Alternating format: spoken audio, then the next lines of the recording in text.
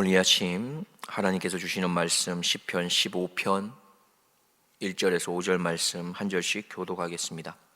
여호와여, 주의 장막에 유할 자 누구 오며 주의 성산에 거할 자 누구 오니까? 정직하게 행하며 공의를 일삼으며 그 마음에 진실을 말하며 그 혀로 참소치 아니하고 그 벗에게 행악지 아니하며 그 이웃을 회방치 아니하며 그 눈은 망령된 자를 멸시하며 여호와를 두려워하는 자를 존대하며 그 마음에 소원한 것은 해로울지라도 변치 아니하며. 함께 보겠습니다. 별리로 대금치 아니하며 뇌물을 받고 무지한 자를 해치 아니하는 자니 이런 일을 행하는 자는 영영이 요동치 아니하리이다. 아멘. 만약 이 시간에 하나님께서 우리에게 이렇게 물으신다면 어떨까요? 너가 내 앞에 설 수 있을까? 너 정말 내 앞에 설 수 있겠니? 라고 하나님이 물으신다면 우리는 어떻게 말할 수 있겠습니까? 우리는 조금 쉽게 이렇게 넘겨버리는 경우들이 좀 있는 것 같습니다. 예수 믿으면 천국 가는 거지. 예수 믿었으면 하나님의 자녀가 된 거야. 그러면서 다 된 것 같이 여길 때가 좀 있는 것 같습니다. 오늘 본문 15편을 보면은 이 질문을 정면으로 마주하고 있는 걸 보게 됩니다. 다윗이 이렇게 묻습니다. 1절 말씀을 보면 여호와여, 주의 장막에 유할 자가 누구 오며 주의 성산에 거할 자가 누구 오니까? 3000년 전에 다윗만이 가졌던 질문이 아니라 오늘 이 시간 우리에게도 동일하게 주어져야 할 질문이 아닐까 생각이 듭니다. 하나님, 정말 누가 하나님 앞에 나갈 수 있는 것입니까? 하나님, 누가 정말 하나님과 동행할 수 있는 자입니까? 누가 하나님의 임재 안에서 그렇게 살아낼 수 있겠습니까? 라고 묻는 질문입니다. 오늘 본문은 참 짧은 본문입니다. 5절밖에 되지 않습니다. 그런데 이 내용을 보면 우리의 신앙생활에 대해서 참 무게 있게 다루고 있는 것을 보게 됩니다. 1절 말씀에서는 질문으로 시작을 하죠. 그리고 2절부터는 그에 대한 답변이 나오고 있습니다. 그리고 마지막 5절 하반절에서는 약속이 이렇게 우리에게 주어지고 있죠. 그러면 다윗은 왜 이런 질문을 하게 된 것일까? 많은 학자들은 이 시가 언약궤를 다시금 옮기는 과정에서 그런 상황을 겪으면서 나온 질문이다라고 보고 있습니다. 우리가 아는 것처럼 언약궤를 전쟁하는 데 들고 나갔다가 빼앗기게 되지 않습니까?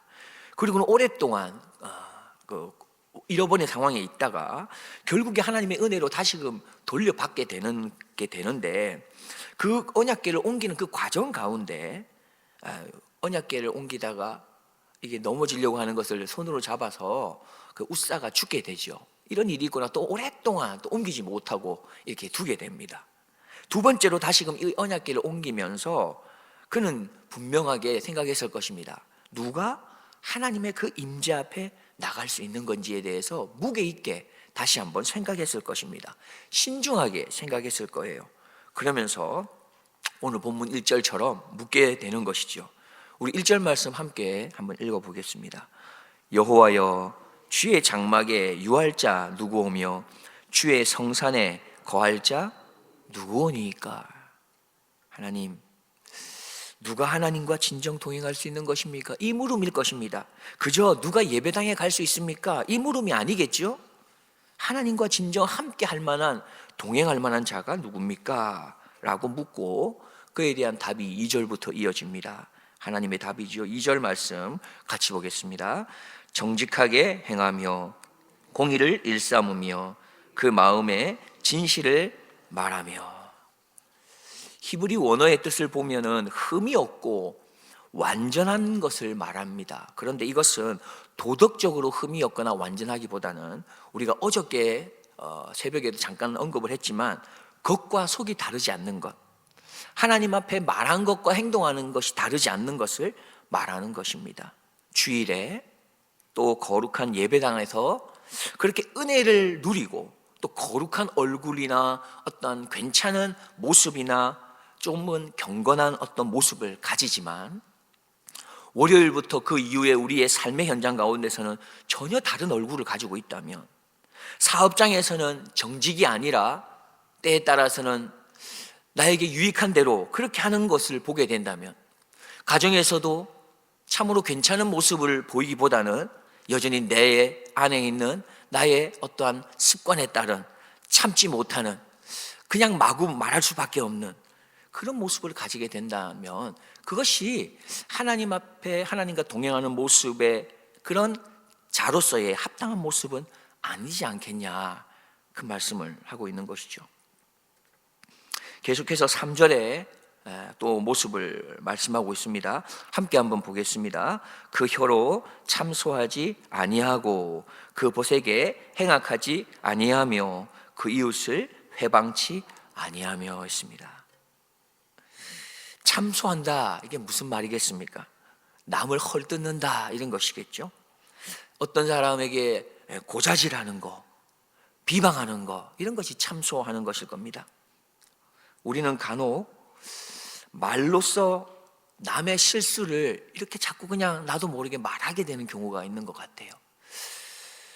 이것이 어떻게 보면 고자질이 될 수 있겠죠. 때로는 내가 조금 괜찮은 사람이 되기 위해서 나도 모르게 다른 사람의 허물을 들추어내게 되는 경우들이 또한 있는 것 같습니다. 이런 말이 있지 않습니까? 혀의 상처가 창으로 내는 상처보다 더 깊다라는 말이 있죠. 혀로 사람을 해치는 것이 칼로 찌르는 것보다 더 아플 수 있다는 것입니다. 제임스 몽고메리 보이스라고 하는 신학자는 이렇게 말했습니다.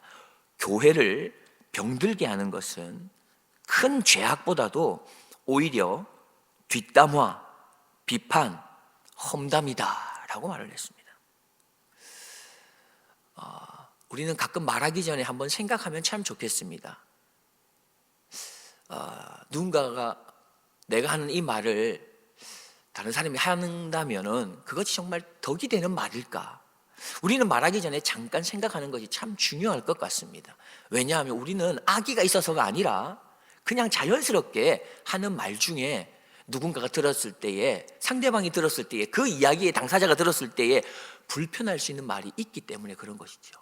우리도 모르게 그런 실수를 하게 되는 것 같습니다. 계속해서 누가 하나님과 동행하고 그 임재 안에 머물 수 있는지를 말하고 있습니다. 4절 말씀 함께 한번 보겠습니다.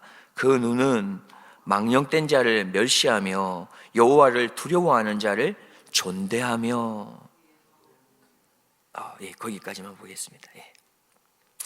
이 말씀은 무엇입니까?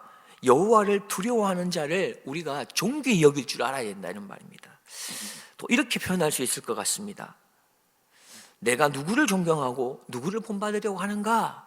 그런 것이죠. 혹시 여러분들에게는 본받을 어떤 사람이 있으십니까? 그 사람을 생각하면서 내가 이 사람처럼만 해도 참 좋겠다 하고 그렇게 모델로 삼고 있는 분이 혹 계십니까? 있어야 한다 말하는 것 같아요. 오늘 우리 아이들에게, 자녀들에게, 또 우리 자신에게 물어봐야 되겠죠. 나의 롤 모델은 누군가? 유명한 사람, 성공한 사람, 괜찮은 직책이나 직분을 갖춘 사람을 존경하라고 말해야 하는 것일까? 그리고 자녀들에게도 그런 사람을 모델로 삼아라, 존경해라 라고 말해야 되고 가르치는 것입니까? 아니면 하나님을 경외하는 사람, 별로 유명하지도 않고 성공하지도 않은 것 같고 괜찮은 직책이나 직업도 갖지 못한 사람이라도 하나님을 진정 두려워할 줄 아는 그 사람을 너희들은 존경할 줄 알아야 되고 그 사람을 모델로 하고 살아야 하는 거야 라고 우리가 가르치고 있는가라는 것입니다. 다윗은 세상의 기준으로 화려한 사람보다 하나님을 두려워할 줄 아는 사람, 그 사람을 존귀히 여길 줄 알아야 한다 말하고 있는 것입니다. 어쩌면 이러한 모습은 우리가 알고 있는 기준과 좀 멀어 보이는 것 같기도 하지만 하나님의 기준은 그러하다 말씀하고 있습니다. 우리 계속해서 4절 하반절을 보면 이렇게 말하는데요. 그 마음에 서원한 것은 해로울지라도 변치 아니하며 했습니다.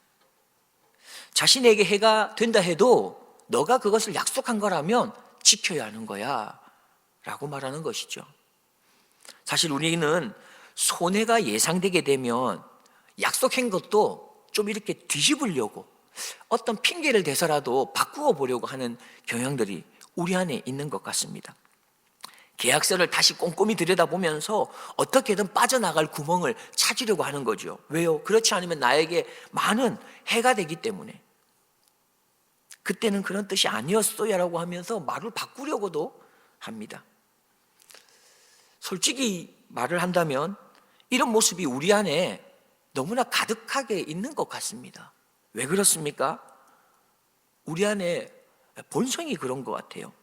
책임져야 할 때 그래서 우리는 핑계 대는 것이죠.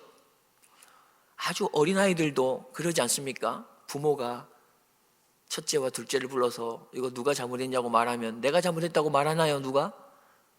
형아가 잘못했다고 그러죠. 동생이 잘못했다고 그럽니다. 누가 가르쳐주지 않아도 우리 안에 그런 게 있어요.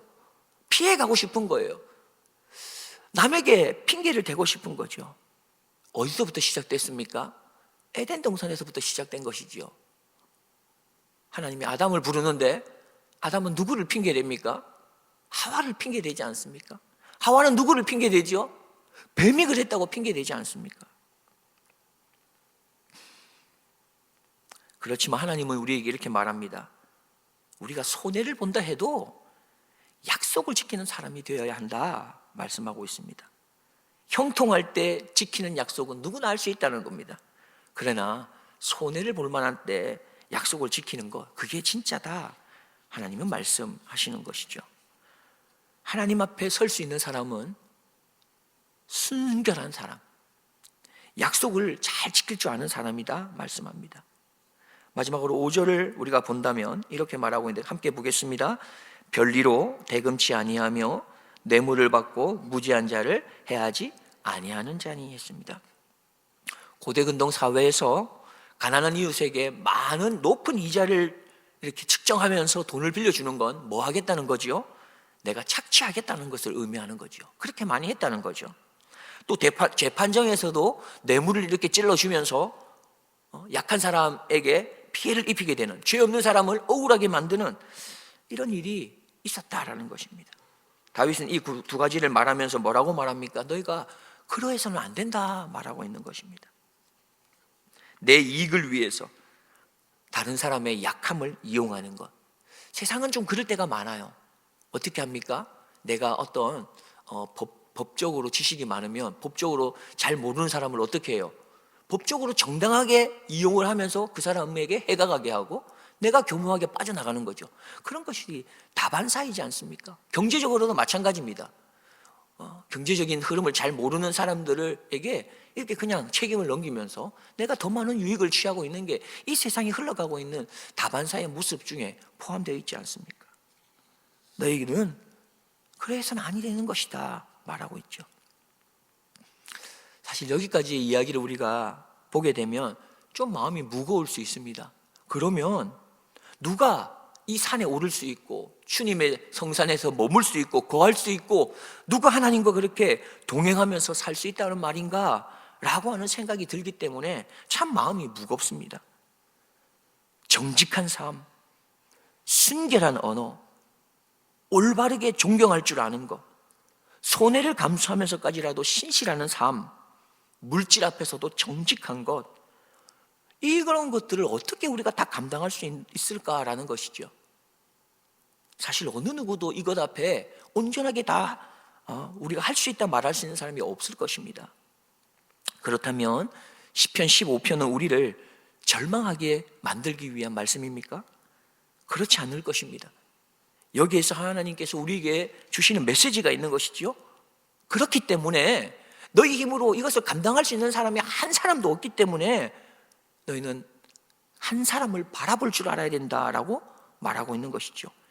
행위가 온전하고 마음에 신실하고 정직하며 혀로는 누구도 해하지 아니하시고 자신에게 엄청난 해가 주어진다 해도 그 약속을 지킬 수 있으신 분, 우리를 구원하겠다고 약속하신 그 십자가에서 끝까지 그것을 지키셨던 예수 그리스도, 그분을 바라보게 하시기 위함인 것입니다.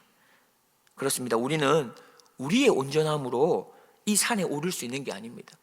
우리가 예배당에 나올 때에 내 힘으로, 내가 건강해서 그렇게 나올 수 있는 게 아니라는 것입니다. 우리가 주님을 만나 뵐 수 있는 것은 예수 그리스도의 그 온전케 하심을 힘입어서 주님 앞에, 주님의 성산에, 예배의 자리에 나올 수 있는 거죠. 그리고 또 한 가지 우리가 명심해야 될 것이 있습니다.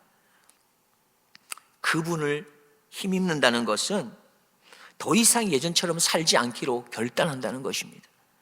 성령 하나님께서 내 안에서 나를 반드시 더 좋은 모습, 앞에서 언급했던 이런 귀한 모습으로 우리를 조금씩 더 분명하게 이끌어 가실 것에 대한 믿음을 가지고 살아내기를 결단하는 모습이 우리 안에 있어야 한다는 것이죠.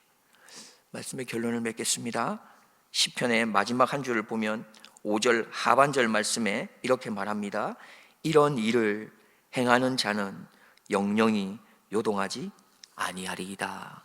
이런 일이 어떤 일입니까? 정직한 거, 말을 조심하는 거, 손해를 감수하는 거, 약속을 잘 지키는 삶. 사실 세상에서 이런 이야기를 하면 뭐라고 하겠습니까? 너 바보야 라고 말할지 모릅니다. 그렇게 해서 살아갈 수 없다고 말할지도 모릅니다. 모든 것을 다 손해보면서 너는 살아야 될 거야, 손해보는 인생이 될 거야 라고 말할지 모릅니다. 그러나 하나님은 뭐라고 말씀하십니까? 그런 삶이야말로 결단코 흔들리지 않는 삶이다 말씀합니다. 우리는 기억해야겠습니다. 오늘 하루도 우리는 정직이라는 것과 편한 삶, 또 진실이라는 것과 그냥 묵묵히 침묵하는 것, 아니면 손해보는 것과 이익을 얻는 것, 이 사이에서 선택해야 할 순간들이 또한 우리에게 찾아오지 않겠습니까? 그때 우리는 기억해야 됩니다. 세상의 기준으로는 손해보는 그 선택이 하나님 앞에서는 결코 흔들리지 않는 그런 반석 위에 서는 길이구나 하는 걸 말입니다.